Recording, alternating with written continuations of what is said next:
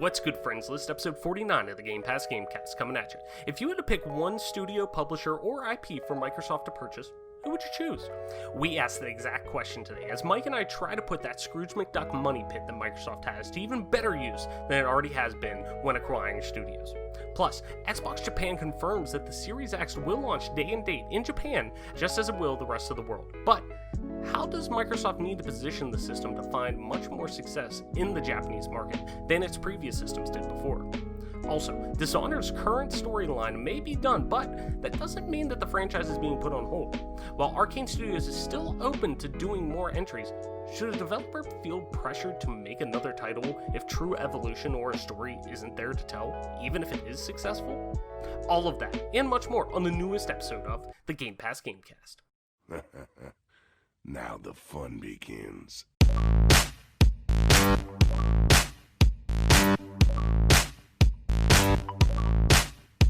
Richard. Stop! You violated the law.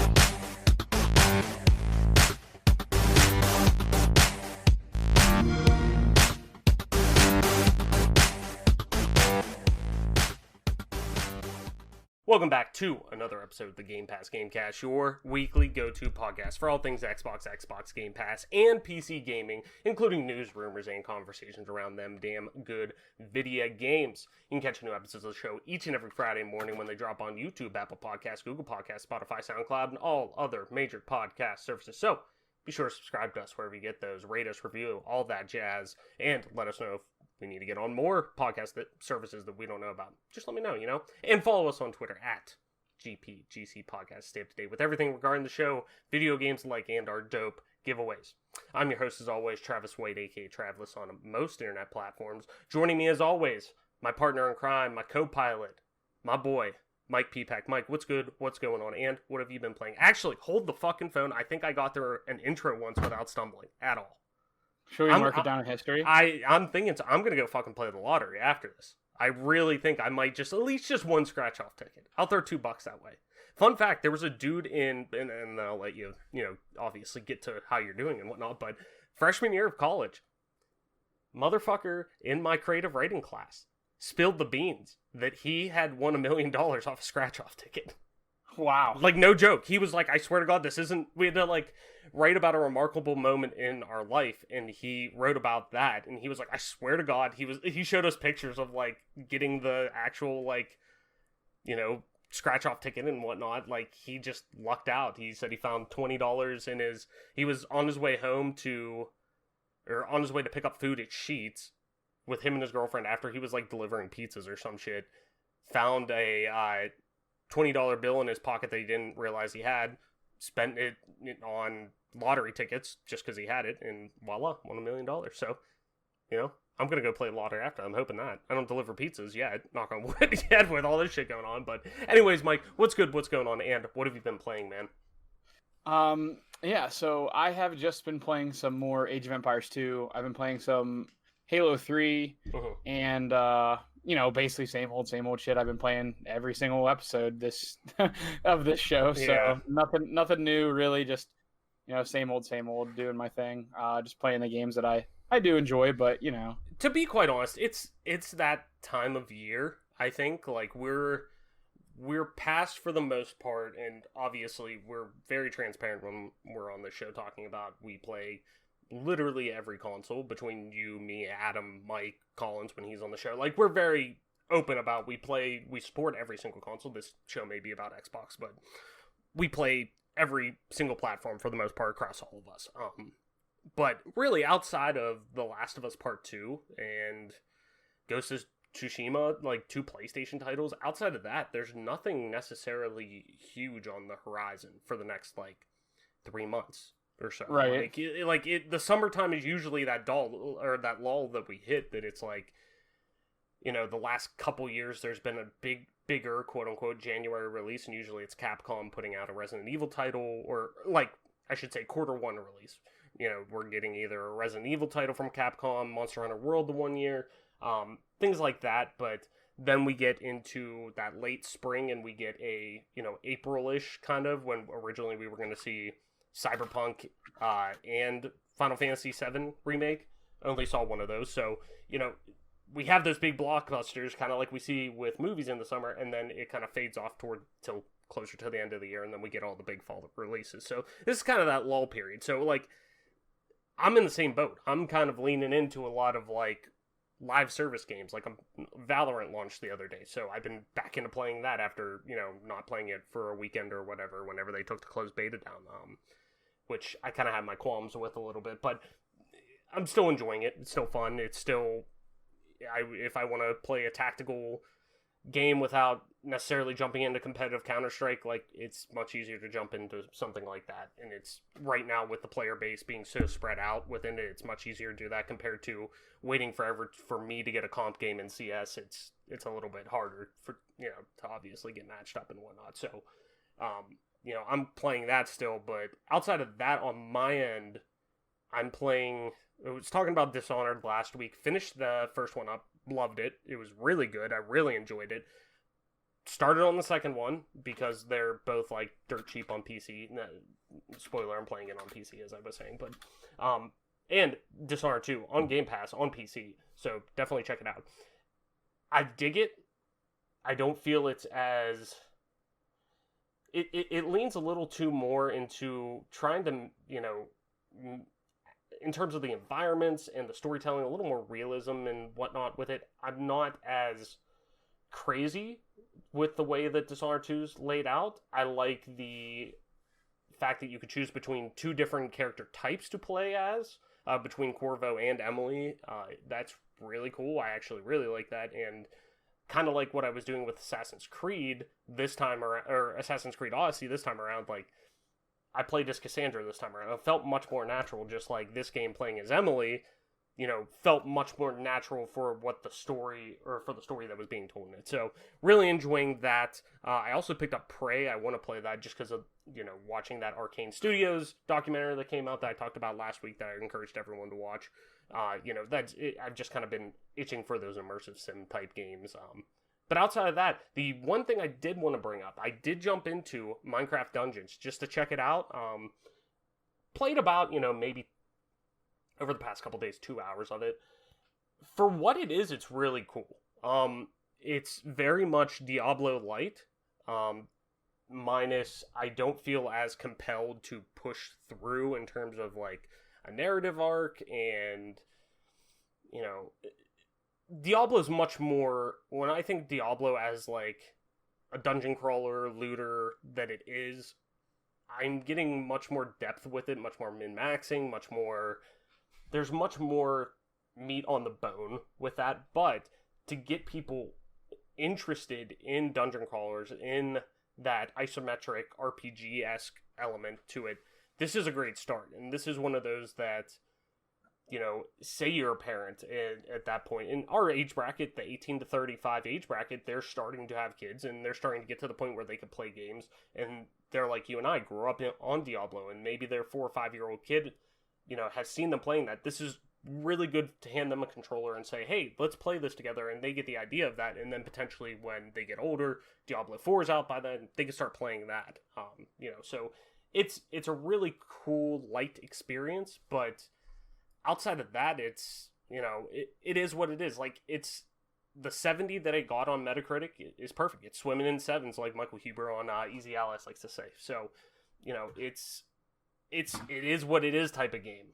You're not going to get more out of it than you expect, but it's for what it is. It's great, and it's a great Game Pass game. I think it's one of those games that, yeah, you're probably buying Game Pass for, especially coming up here, the big releases that come out, the Halos, the Gears of Wars, etc., plus the third-party titles that are getting put on there now, a la Red Dead Redemption 2.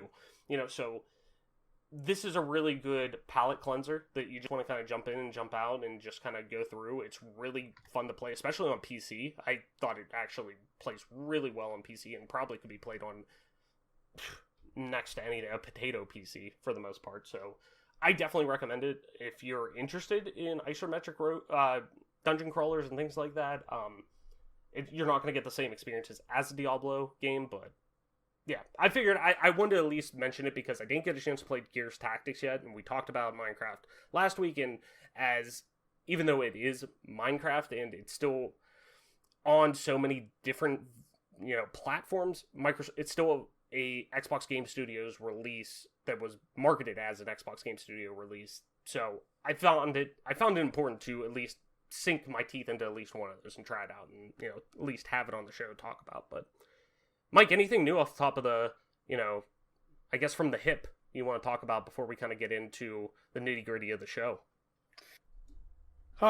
Yeah, I mean, I guess it'd be kind of tone deaf for us to continue a show, or at least do a show without kind of acknowledging what's been going on in society, especially in American society, being from America.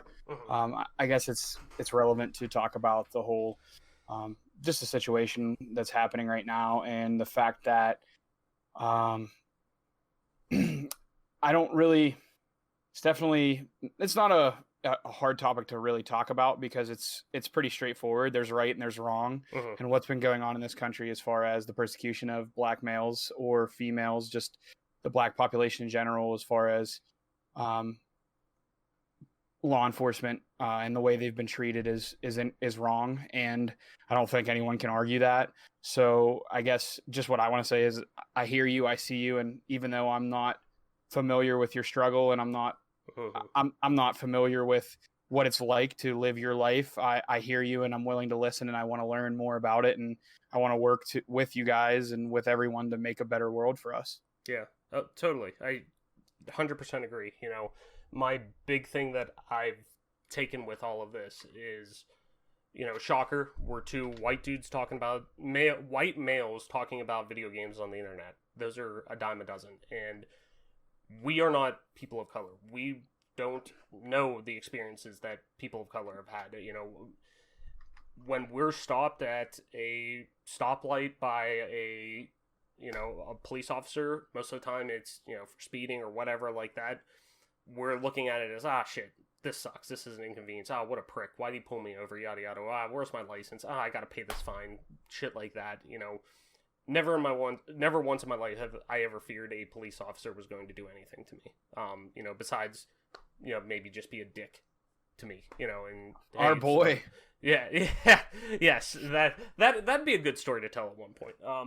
But, I've never felt that way. And when people talk about white privilege, it's things like that. And that's we need to do, most importantly out of all of this, before anybody makes any judgments, before anybody says something, hey, all lives matter, yada yada, like, take that approach or whatever.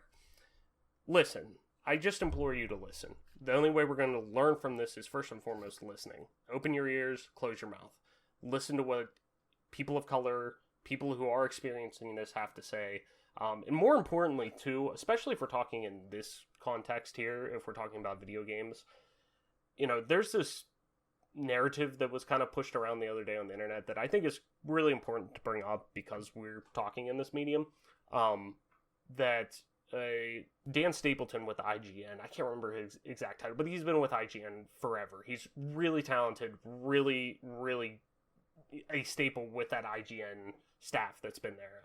And he put out a tweet saying, hey, this is, we would love to have more people of color perspectives, voices heard from IGN. We want to hire more people like that, but you have to apply. We don't, yada yada, that people aren't applying and that they don't know to look for them if they're not right there. And I respectfully disagree, because I could easily name African American people of color who are incredibly talented, that have an incredible voice within this, industry and what we do. Right off the top, MC Fixer, Kind of Funny Best Friend, incredible friend of the show. Really, we've been talking since really the inception of the show. Reached out to me saying, "Yo, get me on the show." Incredible, does incredible job over on the My Xbox and Me podcast and now site. Khalif Adams from Spawn on Me, incredible, does so much for putting people of color in the spotlight within the games industry. Blessing Adeoye Jr. over on Kind of Funny, who really kind of brought this to a lot of people's attention with this, that saying, hey, I've applied, I'm a black male and who's done so much with OKB, started his own, media company and whatnot within the games industry and media organization, I should say, and then went on to work at Kind of Funny now. He's like, I've applied to IGN thousands of times and never have once heard anything. So the fact that you're saying people of color don't apply is a little bit of an issue. So I implore you, especially at this time, start looking at people of color, because there are so many incredible voices out there that I feel get muted and get sometimes buried. And you have people like Etika, who was a Nintendo ambassador for the most part, without actually truly being. Whenever people think of Nintendo and the internet, they think of Etika, and someone who lost his life to mental illness. You know, it's just sad. And there's so many incredible voices in this, you know, sphere that I kind of call bullshit whenever I hear something like that. So, and I'm sure Dan meant it as saying like, hey, we want to do that more. And I'm sure he's using it as a learning opportunity, as people are saying. So, you know, more importantly, just, I think, Mike, you and I totally agree on this. Be better to each other, period. You know, we need to, the world's going to hell in a handbasket right now, and people just need to start listening. People need to start listening, caring about other human beings on this planet, not thinking as selfishly as to, oh, this affects just solely my day-to-day life, whenever what's going on affects millions of lives every day. So, you know, please, please, please just listen more than anything. So, Mike, let's talk about some video games. How about that? But I'm very glad you did bring it up, because I think it's important to mention it, and mention that, you know, if all lives matter, Black lives matter. And right now, Black lives are suffering, and it's important to, you know, continue to push that message. So I'm glad you did bring it up. It's very important to, you know, talk about it. But Mike, let's talk about some video games. Before we get into that, a little bit of housekeeping. These are some just quick tidbits before we go into 2 dates regarding Xbox titles, or at least upcoming Xbox titles, and one of them shifting around a little bit. CD Projekt Red is moving the Night City Wire event for Cyberpunk 2077, where they're going to show off some gameplay and whatnot. Originally scheduled for the 11th, so next week on Thursday, is now June 25th. So this is coming from their the Cyberpunk Twitter account. We decided to move Night City Wire to June 25th. We still look forward to sharing new information about Cyberpunk 2077, but more important, discussions are happening right now, and we want them to be heard. We wholeheartedly stand against racism, intolerance, and violence. Black Lives Matter. On top of that, too, Call of Duty Warzone is delaying its new season as well. This comes from the Call of Duty account as well.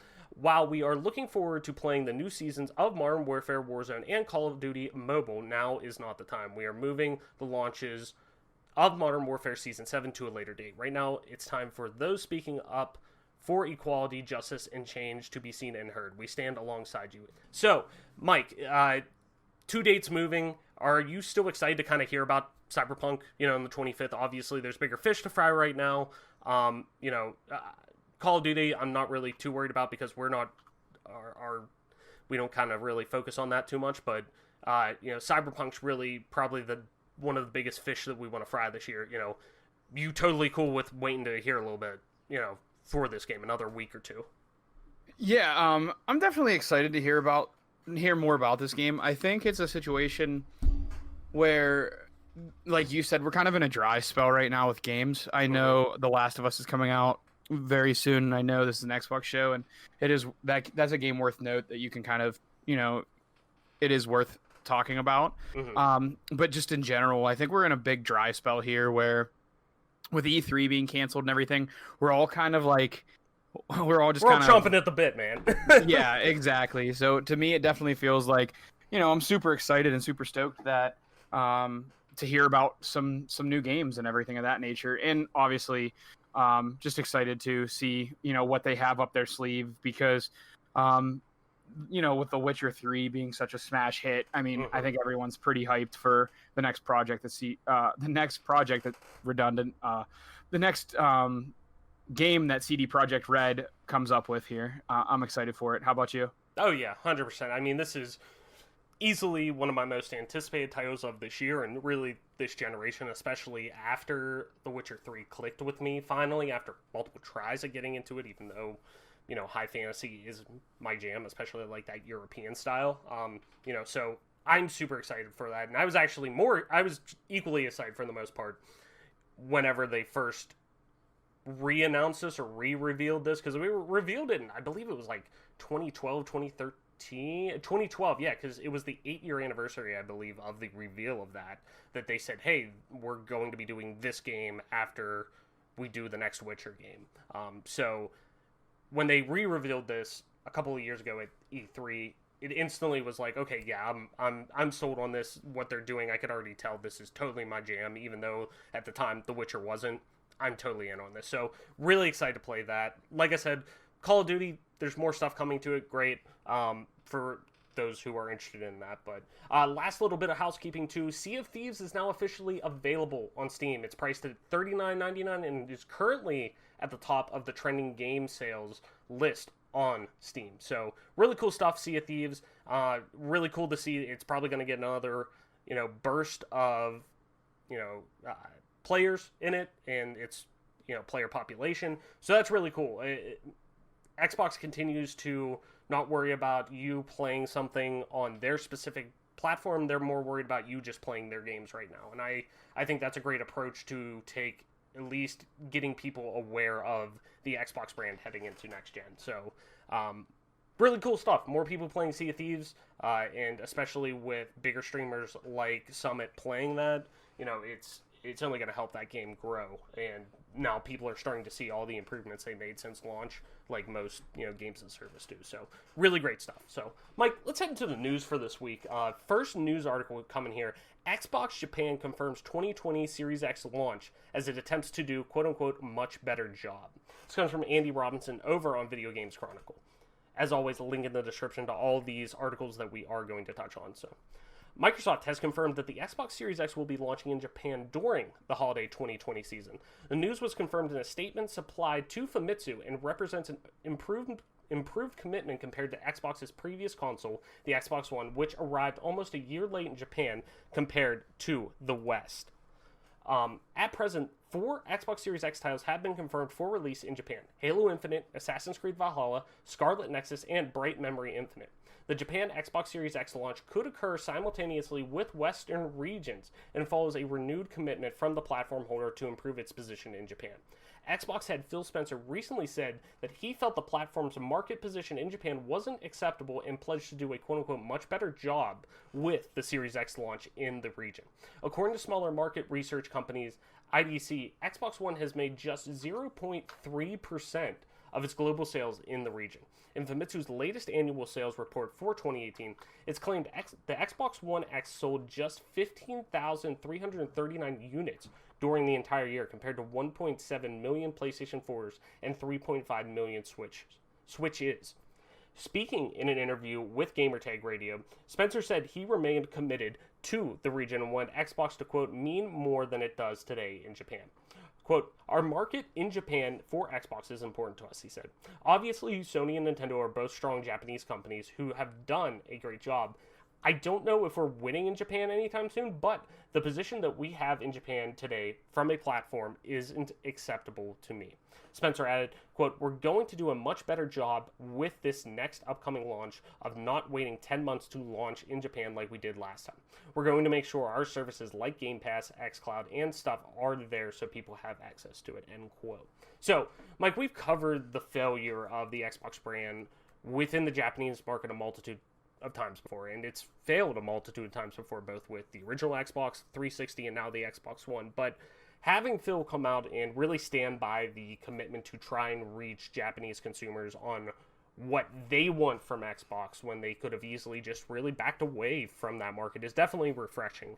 And like I said, we've talked about this a few times on the podcast, but given what we currently know about the Series X, how can it be presented to a Japanese market with the best possibility to succeed? How can Xbox position this console compared to others to be able to succeed in that market where others have failed in terms of their previous systems that they've launched? Yeah, I think it's obvious when you look at the type of games that Xbox have traditionally produced, and what their flagship games have been, and why it hasn't necessarily jived with the Japanese markets. It's clear that the Japanese market as a whole is looking for a certain experience from their gaming consoles.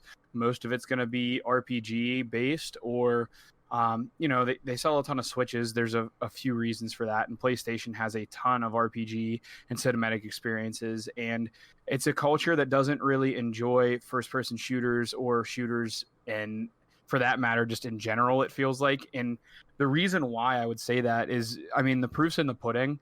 Xbox, from the original Xbox to 360 to now Xbox One, has focused mainly on Halo, Gears of War, games of that nature, and they haven't focused as much on RPG or cinematic experiences. However, this generation, they've already Xbox has already come out and said that they're going to make some JRPGs, which is going to be relatively fresh to the console family of Xbox. They also are saying that they're going to have a commitment to making more cinematic and RPG experiences and doing a better job at that. And they've hired new studios that have a ton of experience working on these types of games. So to me, it definitely bodes well for Xbox that they are kind of realizing that they have some shortcomings and focusing on them. Now, what does that mean for American fans who have been fans of Xbox since the beginning? I think it's important that we pay attention to Xbox's actions and realize that they have shortcomings or they have gaps they need to fill. And they're working consciously to try to fill those gaps and try to become better in those markets in which, traditionally they have lacked. And I think for us, for fans of Xbox for a long time, it's good to see because it kind of felt like the Xbox One was kind of attempting to coast on the Xbox 360's success as far as Gears of War and Halo and those games. And it felt like coming into Xbox One, they were just looking to coast on those experiences and thinking like, oh, we'll just, tug on those nostalgia strings. And nostalgia does help for a certain point in time. And I'm sure the Master Chief Collection was a selling point for a lot of people, and a lot of people purchased it. But, you can't live on nostalgia forever, and you need to grow. And if you're not growing, you're dying. So I think it's worthwhile to just kind of take a look at what they're doing and kind of commend them for, admitting that they have faults and trying to better those faults consciously. I think that's something that is going to benefit everybody in gaming, because even if you're not traditionally an Xbox fan, which if you're listening to this show, I don't know that would pertain to you. But even if you just listen to this show and you're a PlayStation fan and you just kind of like the coverage we bring, we appreciate it. But you should be happy because competition in things of this nature really do breed the best games or the best possible solutions. So I think trying to compete with Sony in Japan is going to have to bring, better games. So that's really exciting to me, and I'm curious to hear what you have to say about the topic. Yeah, I think you do make one of the biggest points is that, and we say it all the time, Microsoft clearly behind this generation, clearly is the one with egg on their face with how the system was launched and how it was presented at launch. And Sony completely dunked all over them, especially even gearing up for launch whenever they released, especially when they released the old video of Shuhei Yoshida and who was it? Who was the other PlayStation executive that was in it? I can't remember off the top of my head. I could see them right there. This is how you share games on the PlayStation 4. And it was them just handing somebody a case. Oh, thank you. And it ended. It's like a 20-second video. So Xbox took a lot of egg on their face. And Phil Spencer, somebody who was coming in post-launch to have a prominent, position within this, knowing how bad things were, knowing how deep of shit that he was in with everything and where he was taking this over, really is not shying away from that. And I think him going out saying and making progressive steps to be just more ingrained in the Japanese culture of what they're playing. You look at games that have successfully sold in Japan that are third party or greater, Yakuza, Final Fantasy, Kingdom Hearts. Kingdom Hearts was a franchise that was specifically looked at as just a PlayStation franchise for the longest time. So you see these titles that they're trying to bring over, the Crossfire X, it's the biggest game in the world, I believe, but it's predominantly played overseas. So, it's stuff like that. They're progressively wanting to just get games on there, games that matter. And, I'm not positive if they've said that the Series X is going to be region free.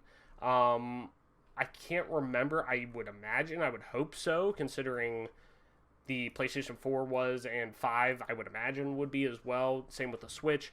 I'm hoping things like that don't interfere with it, because hopefully that means that, if Xbox can get some success over there, that means, hopefully importing more titles over there, and even wanting, titles that potentially only release in the US, going over there if there is some success. But I also think, too, just the whole premise of this box being more presented as a PC, and knowing how much just technology in general, and especially you look at other Asian markets, the Koreas as well, China, PC gaming is so huge there, with titles like League of Legends and what's the other one that's really big over there?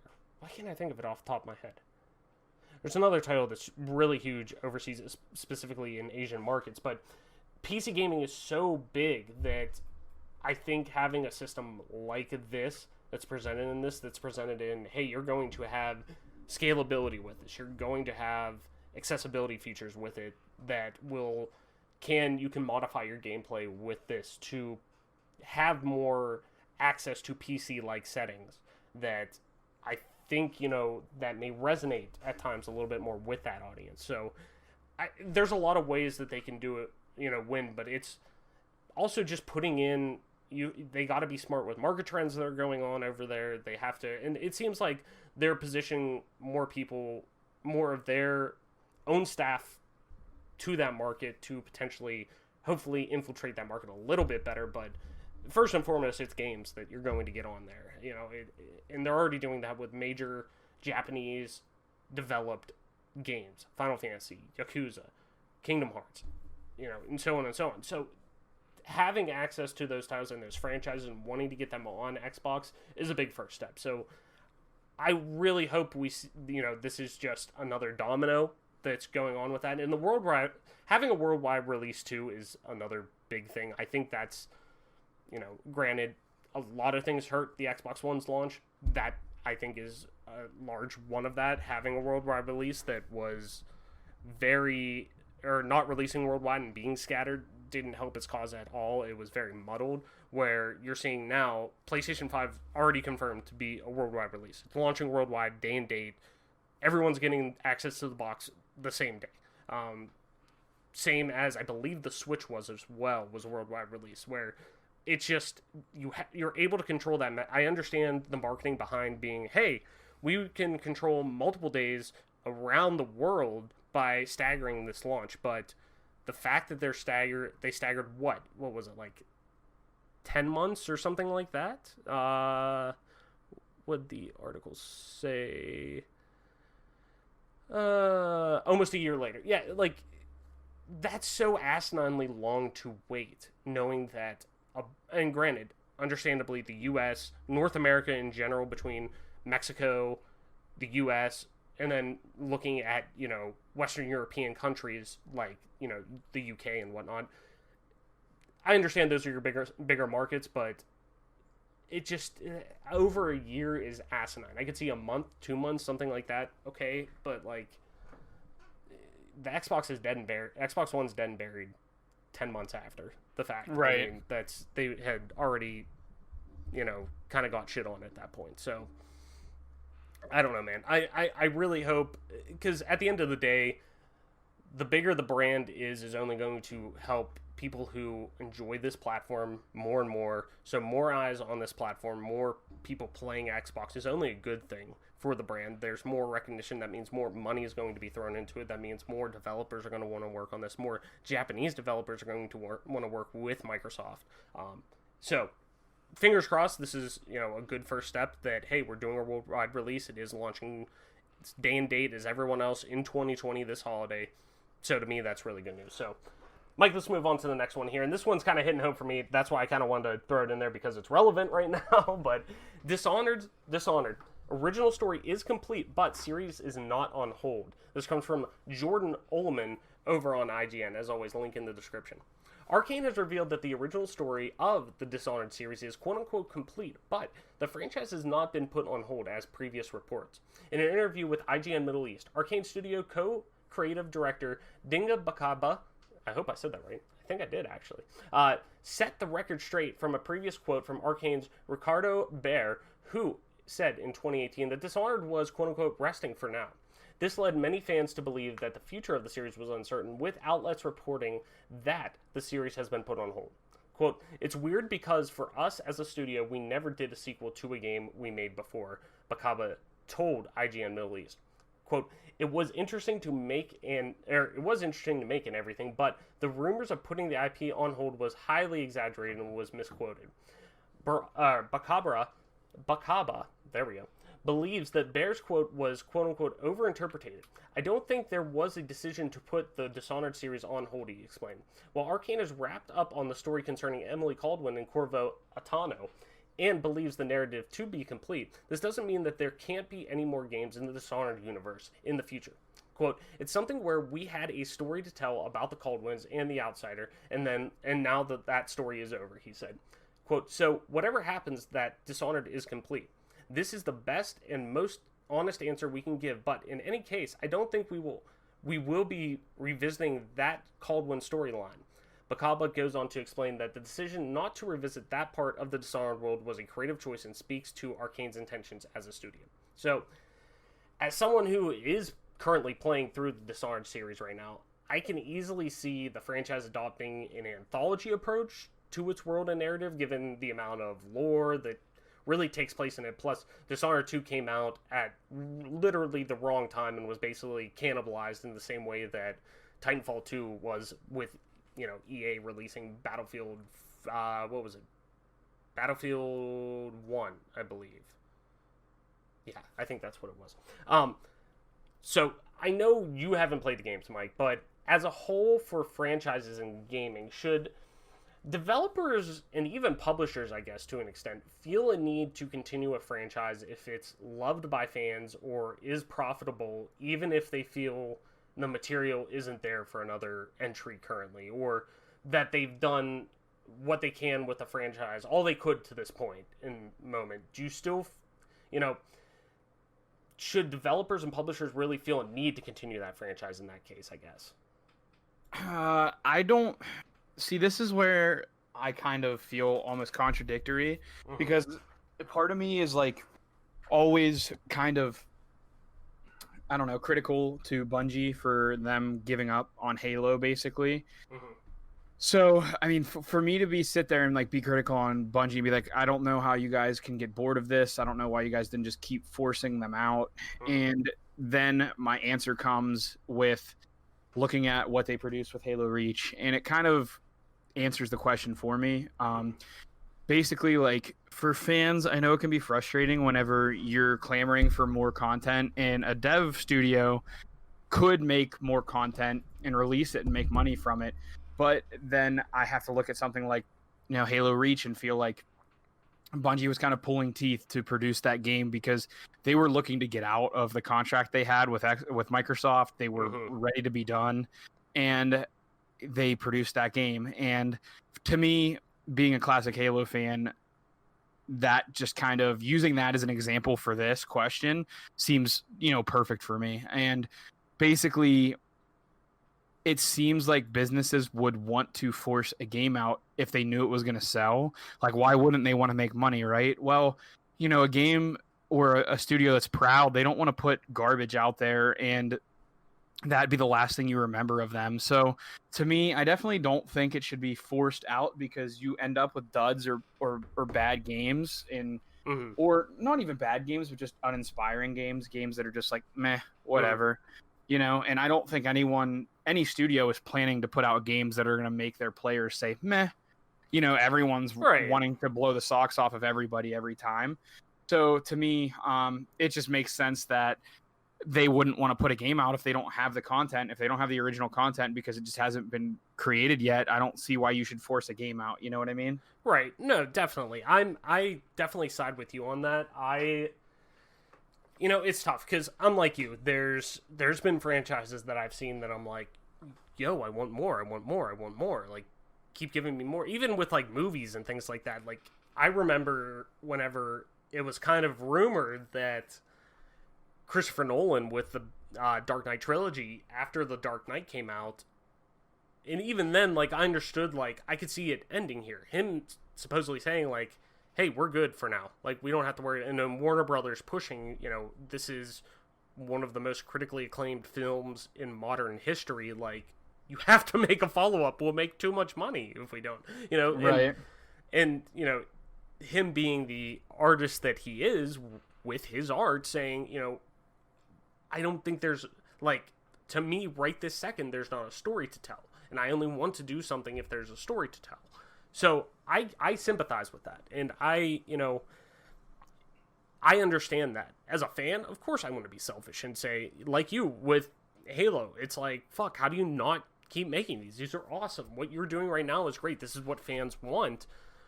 But it's hard to, you then have to think about it. It's like, and I've even had it from creative extents that I've done with, whether it's graphic design, content creation, things like that, where it's like, I feel like I've done all I can with this right now, even though I'm finding success in it. Like, how do I push forward with that? How do I, should I push forward with it? Should I do this and that if my heart isn't in it? Or, is that going to be disingenuous to the art that I put out and the work that I do? And am I not going to truly be giving my best with it? So, like, part of me does understand that, and part of me sympathizes with that. Largely, I guess a large part of me does. And even thinking, I know we keep talking about the fucking Last of Us Part 2 on an Xbox show, but, after that rolled, and originally from, I believe what it sounded like, if I remember correctly, that crew over at Naughty Dog, Neil Druckmann specifically, from what I remember, said, this is envisioned as of right now to be a standalone story. This is the story we wanted to tell, does it hurt it pushing that forward? This story is encompassed to, if we don't make another entry, it's built to stand on its own. And, that's the beauty with some, things that, whether it's a book, whether it's a movie, even a limited TV series, things like that, like,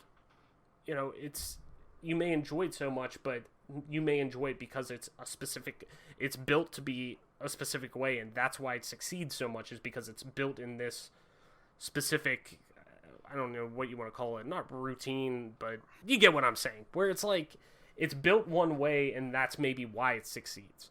It's constructed that way. The narrative's built that way, yada yada. And with Dishonored, especially thinking, just kind of thinking out loud even with it as I'm going through and playing it, there's so many things I love about both games, and 2 is definitely an evolution of the first formula, and it's so good.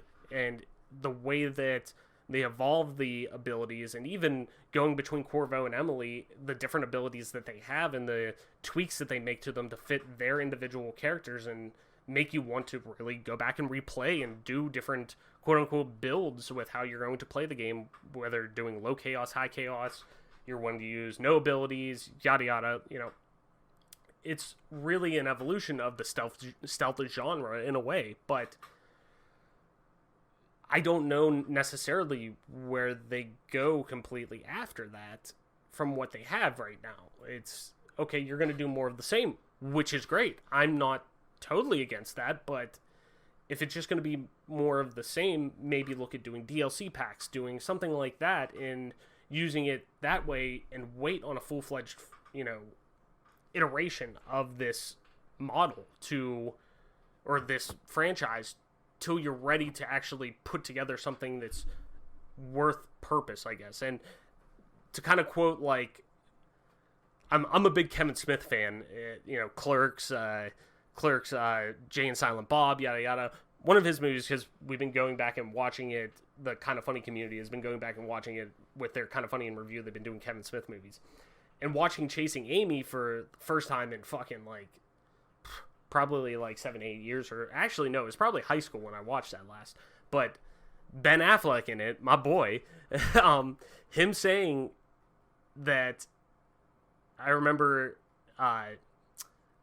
him being asked, like, well, why don't you want to do X comic, and it's because I don't have a story to tell right now, and I don't want to, I want to wait till it's something important to really say, or to say something, like, I want it to be right when I say something important, so it makes sense. Like, I understand, like, whenever they're saying, hey, we're gonna hold on this, and like I said, Dishonored has a lot of areas that it can succeed as an anthology, so I'm cool with that if they go to that direction, and there's a lot to build within that world that Arcane's really set up, but they're doing something what looks to be really fucking cool with Deathloop that's coming out, which I would imagine probably next year at some point from the way it looks, maybe 2022 at the very latest, but they've always been really good at immersive sims and building worlds like that, and I fully trust them with what they want to do with that world. So if they're not ready for it, I'm not ready for it. But in general, me personally, I'd rather have something I'm more quality over quantity in a way. So I'd rather have a dope ass steak than a $2 steak every night of the week if I'm gonna have the dope ass steak once a week type of thing. So right, so we'll see where it goes from here. But kind of rounding up here, we missed this one last week really, but I thought it was important to throw in there given Cyberpunk going around and us really talking about The Witcher from time to time. The Witcher, the series in general, has sold over 50 million units. This comes from Giuseppe Novella over on Twinfinite, as always, link in the description. Today, this was, I think, like May 28th or something like that. So, like I said, we missed it last week, but imagine we're going back in time a week. Today, CD Projekt Red announced that the Witcher series has sold over 50 million units over its lifetime. The series originally debuted in 2007 with the first game on PC, followed by the sequel, The Witcher 2: Assassins of Kings, in 2011 on Xbox 360 and PC. Perhaps the real construction for the franchise has come in 2015 with The Witcher 3 Wild Hunt, which recently celebrated its 5th anniversary. The third game of the franchise also spawned a spin-off in the form of Gwent, the Witcher card game, which brought the minigame from the title into its own realm on several platforms starting in 2018. Incidentally, the wording on the recently related financial statement seems to indicate that Gwent isn't included in the number announced today. So, the legs that The Witcher 3 has been able to maintain is pretty asinine, if you ask me, and every praise it receives is definitely deservedly so. But in my opinion, and I think the opinion of many, at least stateside, is that The Witcher 3 is the title that really brought CD Projekt Red to the forefront of RPG focused developers. It really gave them their mainstream appeal, success, recognition, etc., etc. And that's not to diminish anything the previous two titles in the series or really any of their previous works in general have accomplished, but it's clear that The Wild Hunt made CD Projekt Red a household name for many gamers and really bolstered excitement around Cyberpunk 2077. I think it's safe to say, I would, hope a lot of people would be cognitive enough to recognize that I don't think the hype around Cyberpunk 2077 would be as massive as it was if The Witcher 3 didn't succeed to the level it did and reach as many people as it did. So, Mike, has there ever been another modern developer that has been able to make that jump so prominently and quickly to really superstar household name to gamers like CD Projekt Red did with The Witcher 3? I definitely feel like it's tough. I don't really think so. I mean, hell, man. there was like a TV show made after it, basically through Netflix, that did really well too, and I enjoyed it thoroughly. Now, granted, I mean, this lore is all based on books at the end of the day, which is understandable, but clearly, and this is no shade at the author of the book, I can't remember his name off the top of my head, he's a Polish author, but by no means any disrespect to him and his work and whatnot, and I would actually like to read it one day as they're being translated now. But clearly, The Witcher has gained its prominence in terms of fan recognition through the games. That's the most recognizable medium that this work has made. You know what I mean? Yes, right. And it's really hard to really find another developer that just blew up as fast as CD Projekt Red did. And, all things considered, The Witcher 3, obviously a huge game, has sold a ton of games. Congratulations to CD Projekt Red. They've done a fantastic job with that game. I know a ton of people that really love it. But everyone's pretty much saying Cyberpunk 2077 is going to be the game of the year, and they've released one game, of note that's just like huge. Everyone's already basically written it off this year. Well, let me backpedal on that, because The Last of Us 2 Part 2 is coming out. I mean, there are other good games, but basically since the beginning, since seeing Cyberpunk 2077, pretty much everyone's already written it off like this game's going to be one of the best of all time. And to me, it's definitely warranted. They've done a fantastic job with The Witcher 3, but I can be a little bit of a skeptic, and I just want to see what actually comes out before I anoint it the new king, per se.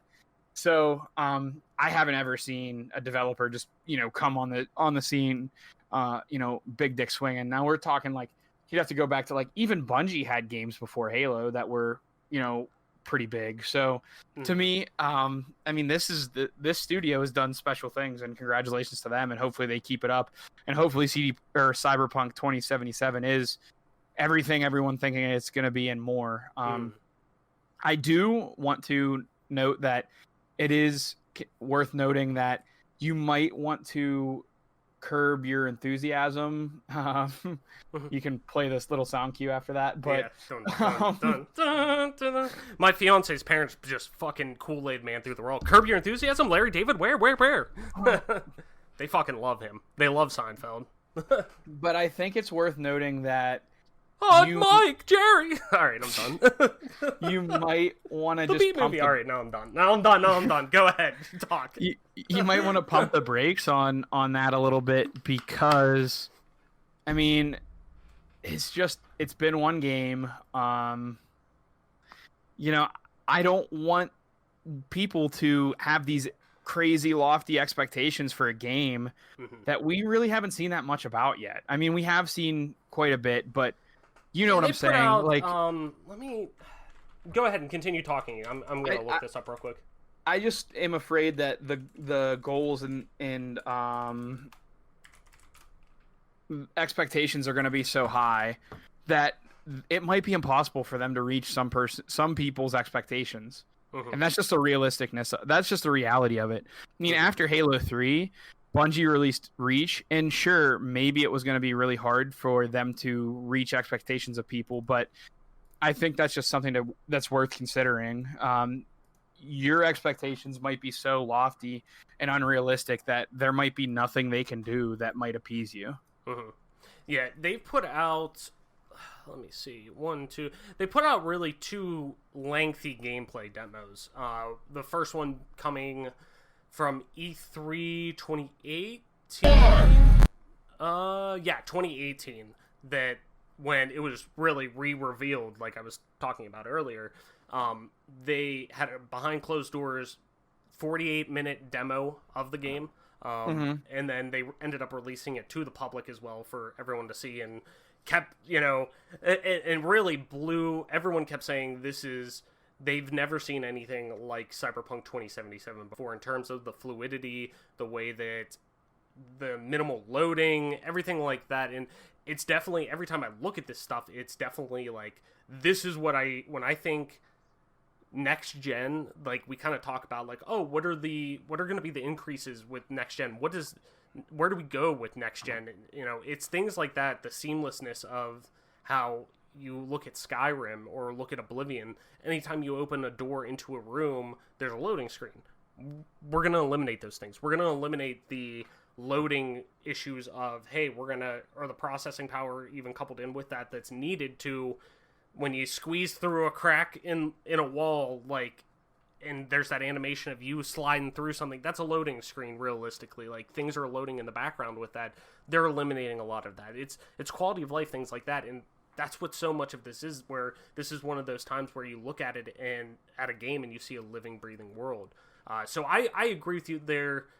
There's tempered expectations, but it's one of those games that, you look at a long list of games that came out this year that you kind of forget about. Like, it's crazy to think Doom Eternal already came out.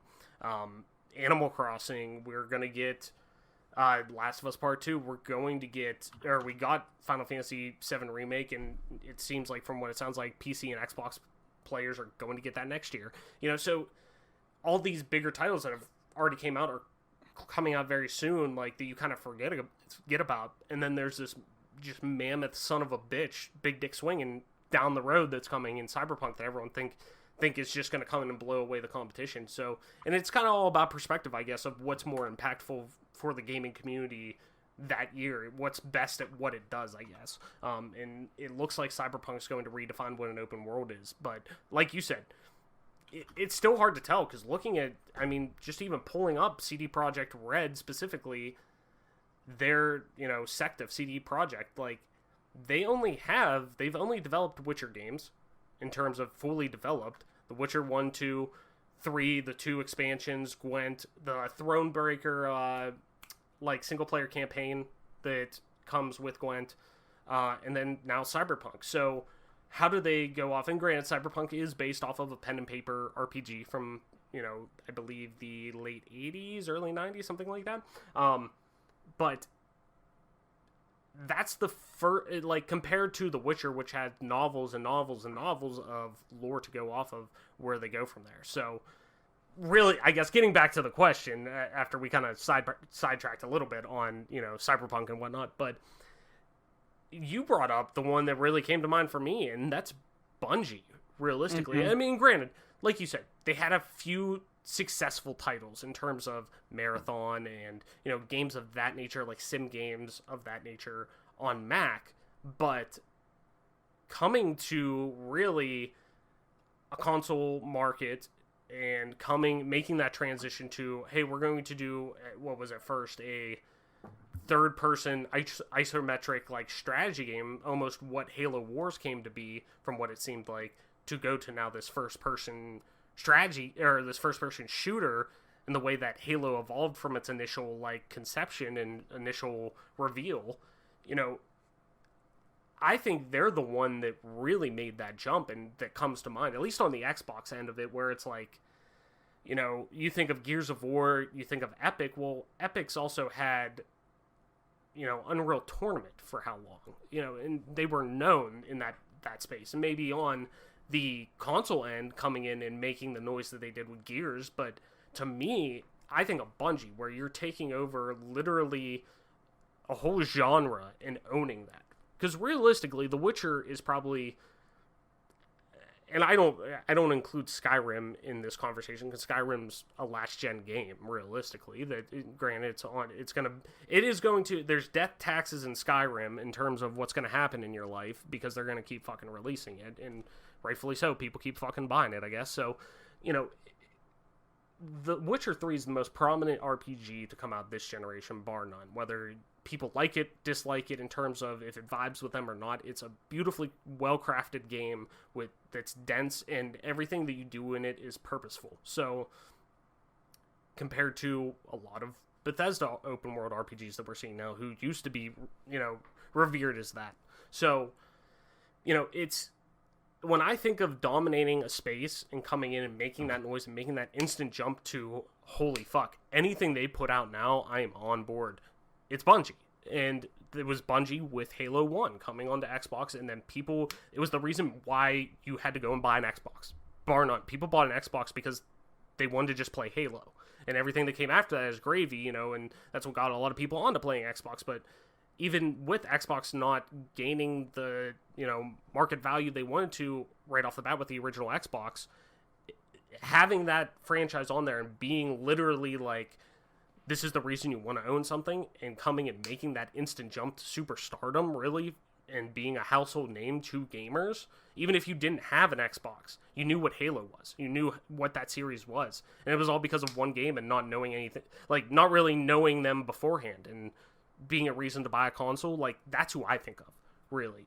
I think it's Halo, because once Halo released and people saw that, they just knew anything after that, I'm going to buy. If you were a fan of Halo, you were in. You were instantly, the sensation that was leading up to Halo 2, even at the age that we were in 2004, so I was 11, almost 12 years old at that point. So the sensation that was building up to Halo 2 is reminiscent to what you see with a Cyberpunk, with a Last of Us Part 2, with something that, like, these just mammoth game releases that people have been waiting on bated breath for. And that was after one game on that console. And that's it. Like, so I really think, to me at least, in modern, quote unquote modern, we're talking modern home consoles for the most part, that you could still play today with ease, like Halo. So, Bungie comes to mind for me, bar none. So, Mike, that's going to do it for our news. Let's head into our last segment here, and it's bringing back Party Chat. If you were listening last week to the show, we brought back a segment, but with a little bit of a twist. If you're an old fan, you know what Party Chat is. It's when you talk to us, the listener. You give us questions, we answer them, all that jazz. We want to start a discussion. But we're adding a little bit of twist to that. So each and every week, we're going to propose one question at the end of the show that we want to discuss. Could be as simple as, what's your favorite story beat in a game? Or what have you been playing during quarantine? Or it could be more in depth as to why the stigma around gaming exists. Like, why are these here? And after answering it ourselves, we're going to kick it over to you to tweet your responses to the question over on our Twitter at GPGC Podcast. And we're going to read some responses the following week, like from last week's question. Is the upcoming console generation the last that we see of the generational model? And we had a couple who did write into us. Our good friend, not Spider-Man 16, we haven't heard from him in a long time, Mike.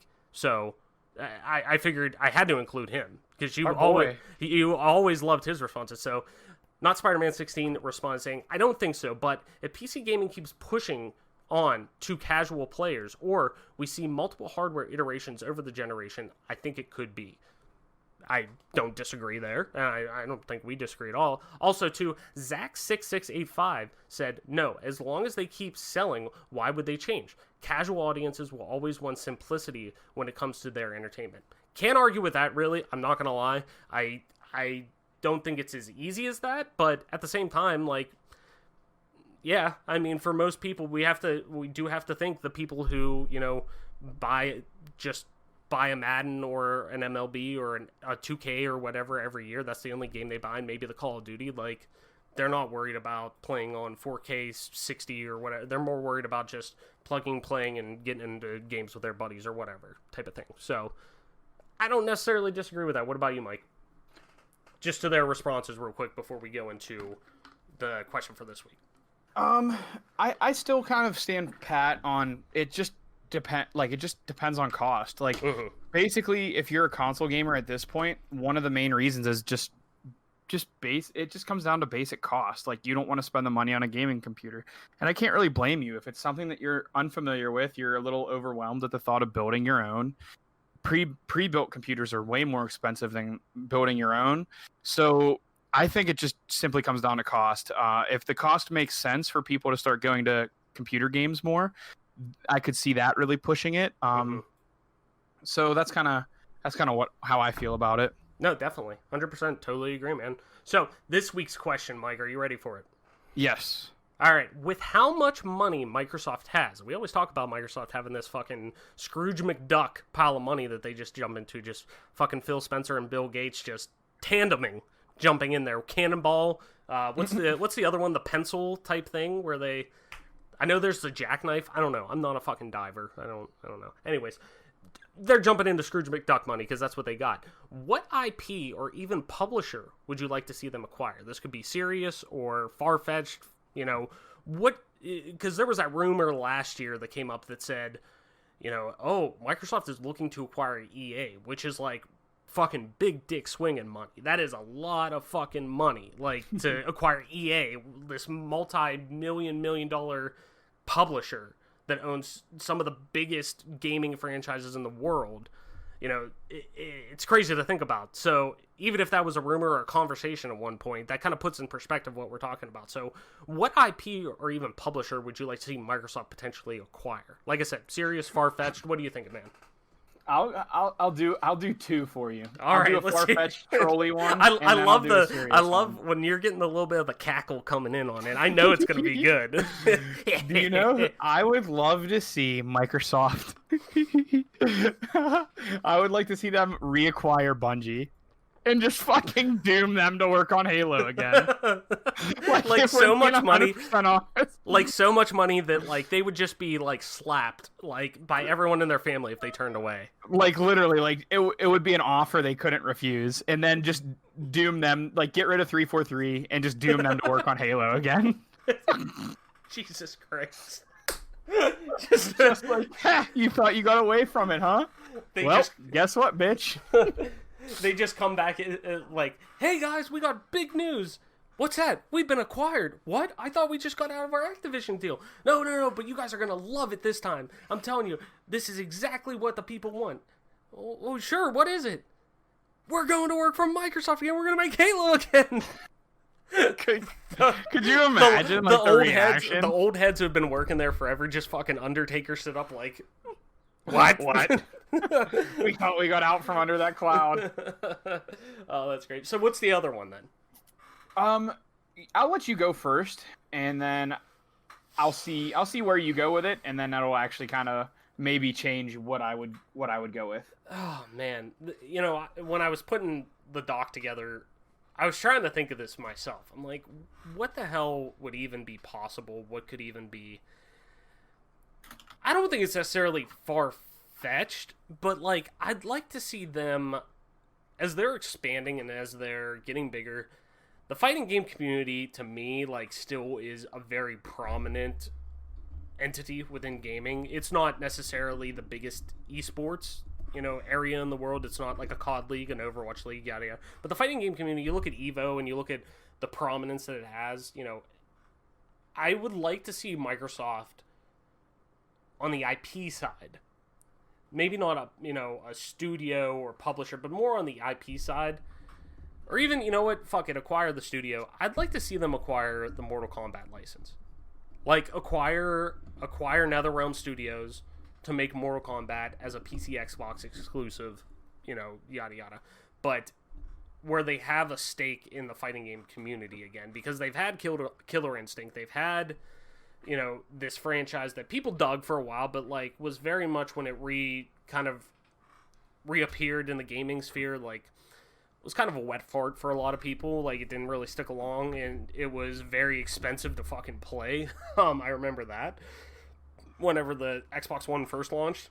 So I would like to see them have something like that, because the fighting game community is still so big, and Mortal Kombat is always going to be so synonymous with gaming in general. Like, that's up there with, right on the cusp of being like a Mount Rushmore franchise. Like, when we're talking Mario, Sonic, Mortal Kombat, like, it's ones like that you kind of put up there that you think of, like, even like Crash Bandicoot probably is up there. You know, stuff like that it's like, it's such a recognizable franchise that having something like that is just, to me, would be like, okay, all right, like, you're serious about not only, you know, at home grown IP, but at the same time, you know, and I'm sure it's a little far-fetched. WB would never want to sell those rights away, because they make too much money on Mortal Kombat. Still one of the best-selling franchises in the world, and I'm sure there's no dollar amount to take that.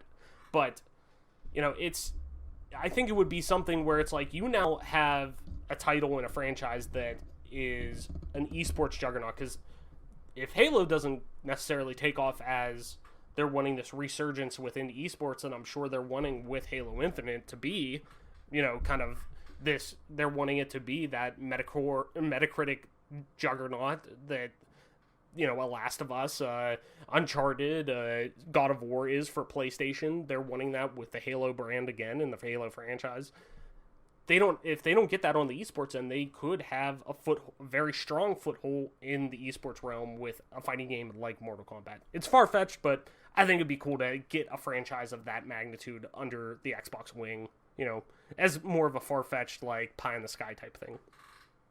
So, and you're a Mortal Kombat guy, Mike. Yes, I love Mortal Kombat. I'm a huge Mortal Kombat fan. So, what's your other one, then? So, this is kind of going to be an oddball, and I think it's actually going to throw you and maybe the listeners for a huge loop. Okay. The person I would...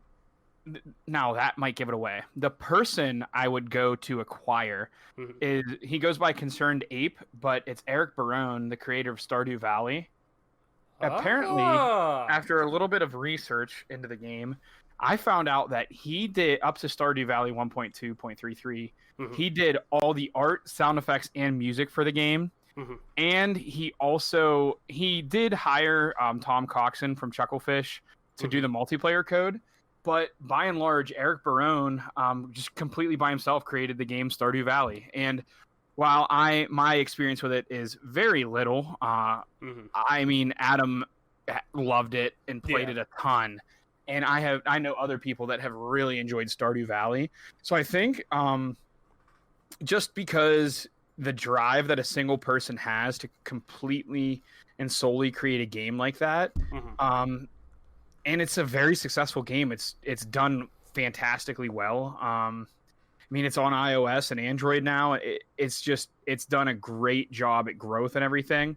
I think, I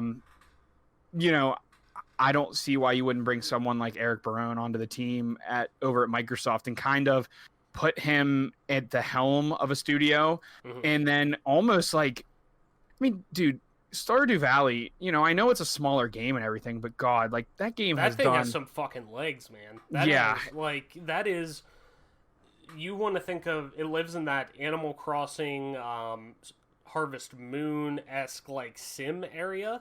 But there's people who that's like the main game they play. That's exactly like people have thrown in thousands and thousands of hours into that game in like one save file. Like it's crazy to think of a game that, I don't want to say small, but a game of that production value. You think like, okay, you're gonna be in and out in 20 hours or whatever, and you think that's long for a game that size, an indie game. It's built to be that game that it's just like, oh, I got a hour-long bus ride into work or whatever if you live downtown, or, a T ride into town, or, oh, I got to be on a plane for 2 hours. I don't want to necessarily start this new big thing. Oh, I'll just play Stardew Valley. It's on fucking, like, every system now, too. So it's like, it's that great, like, pick up and play experience that, like you're seeing with Animal Crossing right now is, oh, like, my fiance, for example, she's, like, balls deep into Animal Crossing now, which is great. I mean, I'm glad she's finding something she wants to play again. So, but it's the same type of thing. There's some days where there's a lot to do. There's some days where she just checks in and gets in and out and, does her thing, gets her fruits off the fucking trees, and that's it, Right. But it's getting you and keeping you in that world that makes that game so special. So, it's hard to think, like, that came from one person. Almost like, granted, Undertale is not on that big of a scale, but Toby Fox with Undertale, a game that is, like, critically acclaimed as a modern masterpiece, like, comes from one person, pretty much. Right. So and I think you take Eric Barone, I think you kind of give him the keys to the kingdom. He's proven that he can create a good game. And when I say keys to the kingdom, I don't mean, like, totally just unlock, like, basically any amount of funding that he could want. I'm not saying anything crazy like that. What I'm saying is you put him at the head of a studio and you let him hire people that he would want, or say, is there anyone else you would like to work with? What would it take to bring that person onto the team? And then, you have him heading a studio up and you go from there. Because I think his brilliance in his work is undeniable. He's done a great job. I think you would be naive and foolish if you were to discredit what he's done. So that's kind of why I went with him. Just thinking, like, if Xbox is making a concerted effort at going for RPG experiences, why not go with a game like Stardew Valley? And why not go after the guy who made it all, No, definitely. Absolutely. I'll give one more that's... Bungie? No. Well, yes, I would love to see that. Bungie to make a pro basketball game? Yes, exactly. That's it. Just have that amount of fuck you money that it just doesn't matter. Exactly. You're going to come and make a shitty version of NBA Jam.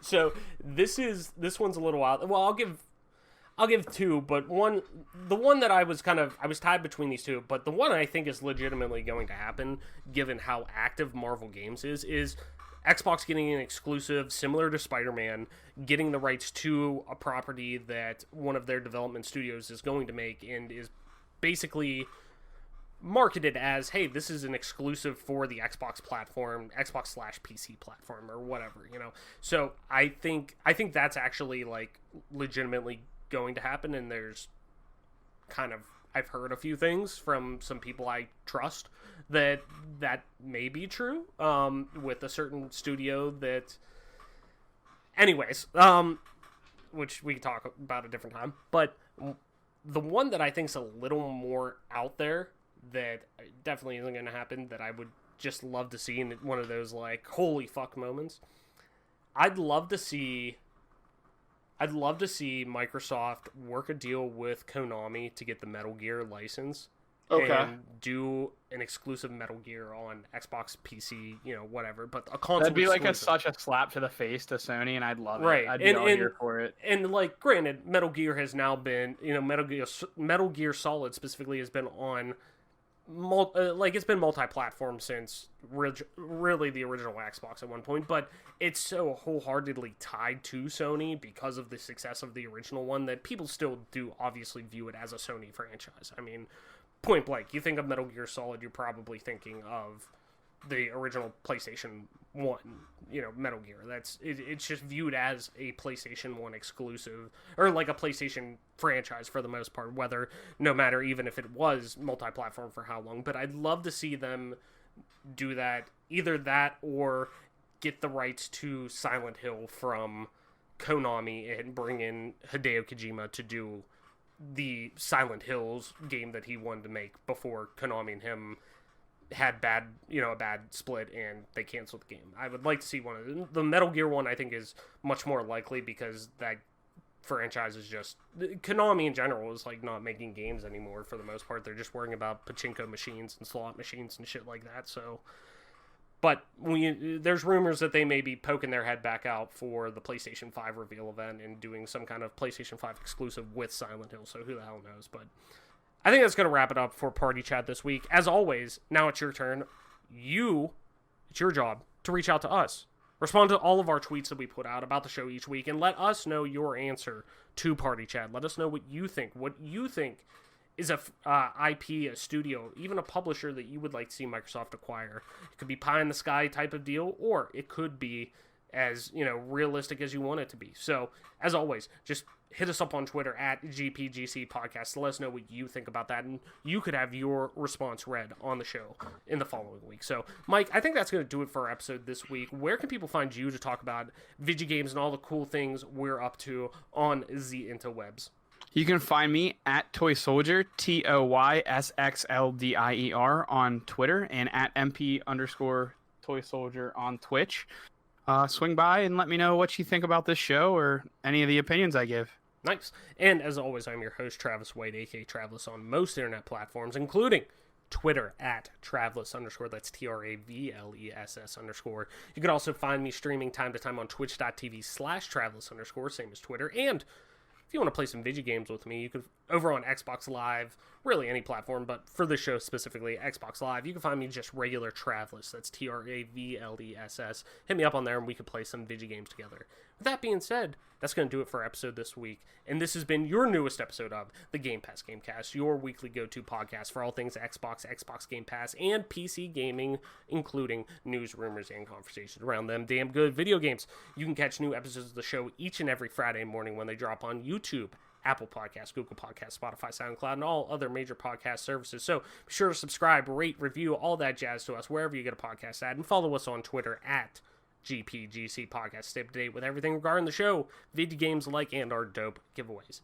With that being said, Mike, that's going to do it for our episode this week. Thank you so much for everyone for listening, sharing, and being part of this growing community. Remember, just to kind of cap off the discussion we had at the beginning of the show, this is the time to listen. If you take anything away from what we talked about earlier, listen and be better to your fellow human beings, period. So, with that being said, thanks so much for listening, sharing, and being a part of our growing community.